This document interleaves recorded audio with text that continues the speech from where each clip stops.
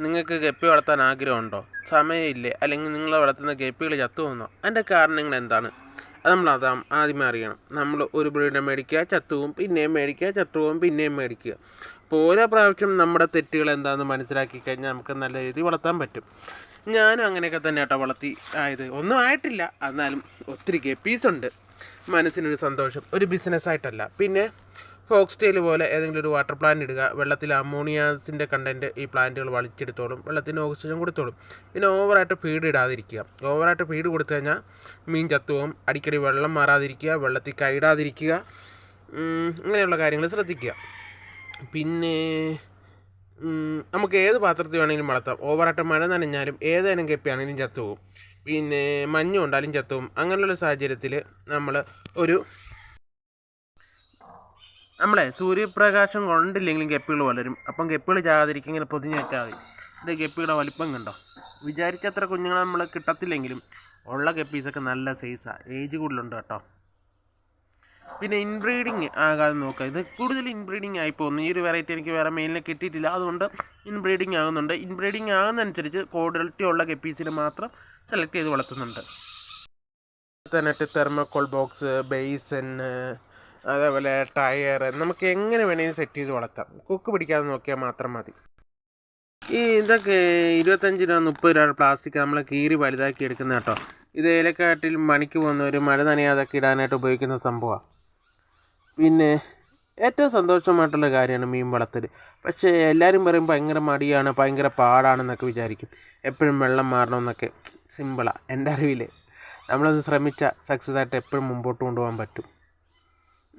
അതേപോലെ തന്നെ നമ്മൾ ഗപ്പീസിൻ്റെ ഒപ്പം ഒത്തിരി വെറൈറ്റീസ് മീൻ ഇടാതെ ഓരോ ബ്രീഡും അതനുസരിച്ച് ഇടുക. അല്ലെങ്കിൽ ഇത് പ്ലാറ്റി, മോളി, ഗപ്പീസ് യുത്തിലുണ്ട്. യുത്തിൽ എന്നാ പറ്റുന്നത് വെച്ച് കഴിഞ്ഞാൽ ഹൈബ്രീഡ് ഇറങ്ങും. ഒറിജിനൽ ക്വാളിറ്റിയുടെ ഒരു ക്വാളിറ്റി നഷ്ടപ്പെടും. യുത്തിൽ ഹൈബ്രീഡ് ഗപ്പീസ് ഉണ്ട് കേട്ടോ, മോളീസും ഉണ്ട്. അത് ഗപ്പിയും മോളിയും കൂടി മിക്സ് ആയത്, മോളിയും പ്ലാറ്റിയും കൂടി മിക്സ് ആയത്, അങ്ങനെയൊക്കെ വരും. ആർക്ക് വേണമെങ്കിലും സിമ്പിളായിട്ട് വളർത്താം. സ്കൂൾ അവധിയൊക്കെ അല്ലേ വരുന്നത്. കാരണം ഒത്തിരി വില കൊടുത്ത് കാണാൻ ഭംഗിയുള്ള മീനെ വളർത്താതെ ഏറ്റവും ലോക്കൽ കിട്ടുന്ന, അതായത് നമ്മൾ ഷോപ്പിൽ നിന്ന് എടുക്കുന്നതിനേക്കാളും ബെറ്റർ ഓരോ വീടുകൾ അന്വേഷിച്ച് പോകുക. നല്ലൊരു ബ്രീഡറുണ്ടായിരുന്നു. അപ്പം ഷോപ്പിൽ ഒരു 50 രൂപ ആണെങ്കിൽ ഒരു ബ്രീഡർ 10-20 രൂപക്കാരും നല്ല ആക്റ്റീവുള്ള മീനായിരിക്കും. പിന്നെ അടിക്കടി മീൻ പാത്രത്തിൽ പോയി കൈ ഇടുക.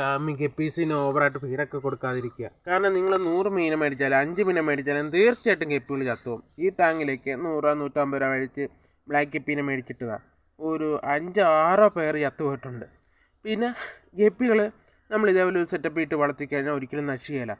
പേരൻസ് ചത്തുപോയെന്ന് പറഞ്ഞാലും മേലി ചത്തുപോയെന്ന് പറഞ്ഞാലും ഫീമെയിൽ ഉണ്ടെങ്കിൽ അടിക്കടി പ്രസവിക്കും, കുഞ്ഞുങ്ങളായിക്കൊണ്ടേയിരിക്കും. നമ്മൾ ശ്രദ്ധിക്കാൻ പോലും വേണ്ട. ഇത് എപ്പോഴും മേടിച്ചിട്ട ഗപ്പീസാട്ടോ. ഇപ്പോഴും അവരറിയാതെ ബ്രീഡാകുന്നു, കുഞ്ഞുങ്ങളായിക്കൊണ്ടേയിരിക്കുന്നു. കാരണം അവധി സമയത്ത് നമുക്ക് എന്തെങ്കിലും ചെറിയൊരു വരുമാനമാക്കാൻ വെക്കും. പിന്നെ സ്കൂൾ അടച്ചു കഴിയുമ്പോൾ അത് ഉപേക്ഷിക്കാതെ സൈഡായിട്ട് പഠിക്കേണ്ട സമയത്ത് പഠിക്കുക, അല്ലാത്ത സമയത്ത് കളിക്കുന്ന സമയത്ത് കുറച്ച് നേരം ഇവരുമായിട്ട് സ്പെൻഡ് ചെയ്താൽ മതി. ഇന്നല്ലെങ്കിൽ നാളെ ഒരു സമയത്ത് നമുക്ക് ഉയരങ്ങളിൽ എത്താൻ പറ്റും. ഇത് ഒരു ബിസിനസ്സല്ല.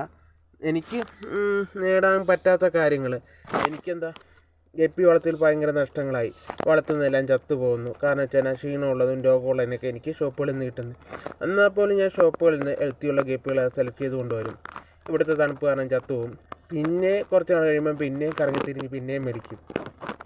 എന്നാലും കുറേ വെറൈറ്റീസ് ഉണ്ട് മിക്സ് ചെയ്യാതെ, അതനുസരിച്ച് ക്വാളിറ്റിയിലിട്ട് നിർത്തിക്കൊണ്ടിരിക്കുന്നു. അതുകൊണ്ട് എല്ലാവരും ഒന്ന് ശ്രമിച്ചു നോക്കുക. ഗപ്പി വളർത്താനും മീൻ വളർത്താനും ഒന്നും അധികം സമയമൊന്നും വേണ്ട. ഇപ്പോൾ ഒന്നും കൂടി എടുത്തു പറയുകയാണ്, ബോറടിപ്പിക്കുകയല്ല. ഒന്നാമത്തെ കാര്യം, ഗപ്പിയുടെ പാത്രത്തിൽ എണ്ണമയമൊന്നും വിടാതെ, കൈയൊന്നും വിടാതെ ആവശ്യത്തിന് മാത്രം ഫുഡ് കൊടുക്കുക. വെള്ളം കലങ്ങാതെ നോക്കുക. വെള്ളം കലങ്ങിക്കഴിഞ്ഞാൽ ഒരു 5% ഗപ്പീനെ പിടിക്കാതെ അത് കിടക്കാനുള്ള വെള്ളം ഇട്ടിട്ട് പുതിയ വെള്ളം ആഡ് ചെയ്ത് കൊടുക്കുക. രോഗമുള്ള മീൻ ഉണ്ടെങ്കിൽ പോലും നമ്മൾ ശ്രദ്ധിക്കേണ്ട, പറ്റുമെങ്കിൽ മാറ്റിയിടുക. മാറ്റിയിട്ടില്ലെങ്കിലും ഹെൽത്തി ആയിട്ടുള്ള ഗപ്പീസ് എപ്പോഴും റിക്കവറായിട്ട് വരും.